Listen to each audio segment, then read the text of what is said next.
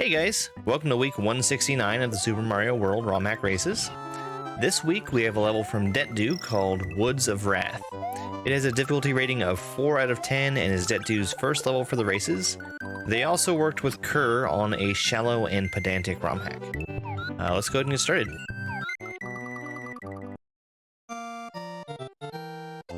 Welcome to my race level. Good luck and have fun.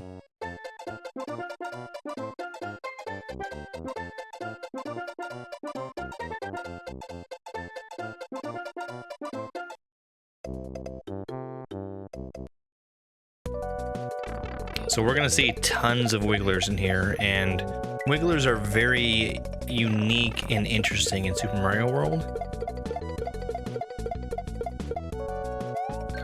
Wigglers are not jank, technically. Angry wigglers will check where Mario is once every second or so, and then move in that direction.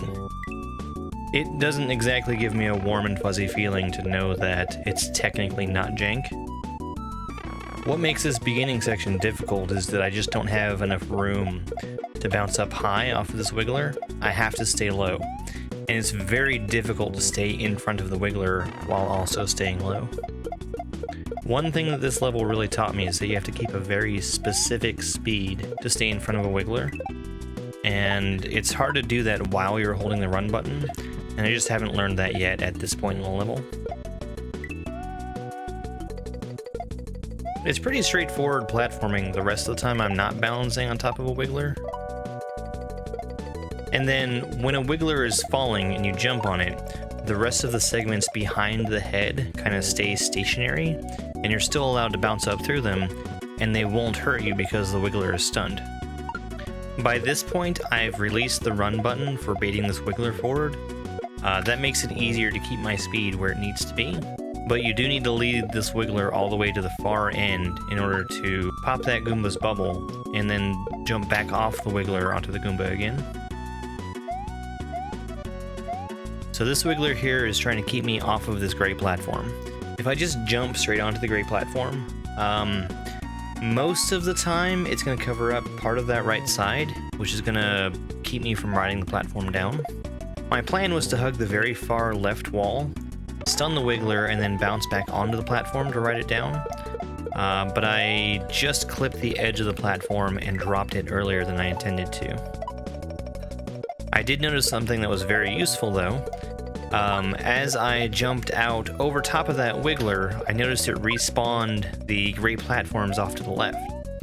So I get another chance to try this by going back over to the left onto those now reset gray platforms.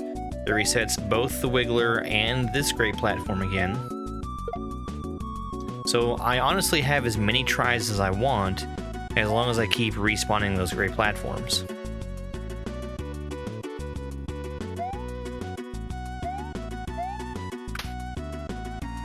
I've also noticed that there's just enough of a gap for me to fit through if I don't make the wiggler angry. And there we go in the pipe and directly into the checkpoint. Now, Paragoloombas feel a little unnatural for me to jump on, just because I'm used to how they act in Mario Maker. They have a little bit of a different trajectory that they take.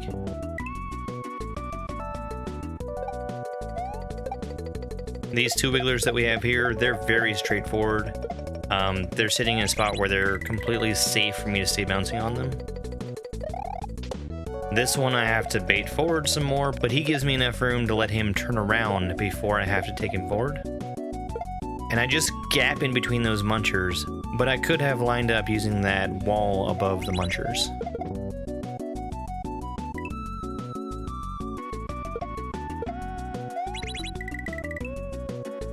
Now here, I don't get that wiggler to come forward, so I do have to make it in that gap because I can't reach the wall to line myself up on. Catch this wiggler while he's falling and bounce up through his segments.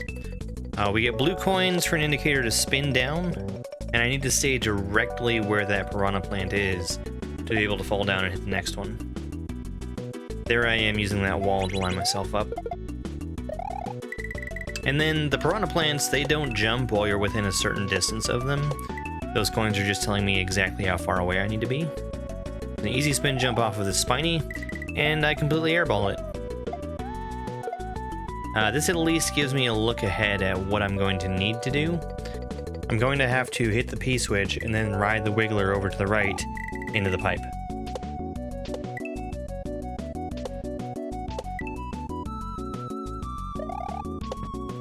So this time I've actually brought the P-switch down with me. Since I'm holding the P-switch in my hand now, I can't just let go of run to move at the right speed. And as I hit this P-switch, the wiggler, since the wiggler is no longer on a floor, he just falls straight down. I wasn't expecting him to do that. I thought he would continue to move over to the right as he was falling.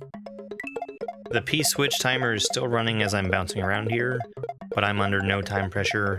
I just need to get in the pipe, which I very nearly missed. This blue log that we see in the floor here, I think I can stand on it, but I wasn't going to take any chances. My time for this race was recorded at 47 minutes and 27 seconds. That put me in 10th place out of 15 racers who finished. Learning to handle the wigglers was new for me in this. I don't think I've had much interaction with angry wigglers in Super Mario World before. Thank you so much for watching, and as always, I'm going to keep putting out these videos showing my part of every week's RomHack Race. Please subscribe if you'd like to see more here on YouTube. You can also find me on Twitch and TikTok. My links are down in the description. It's over!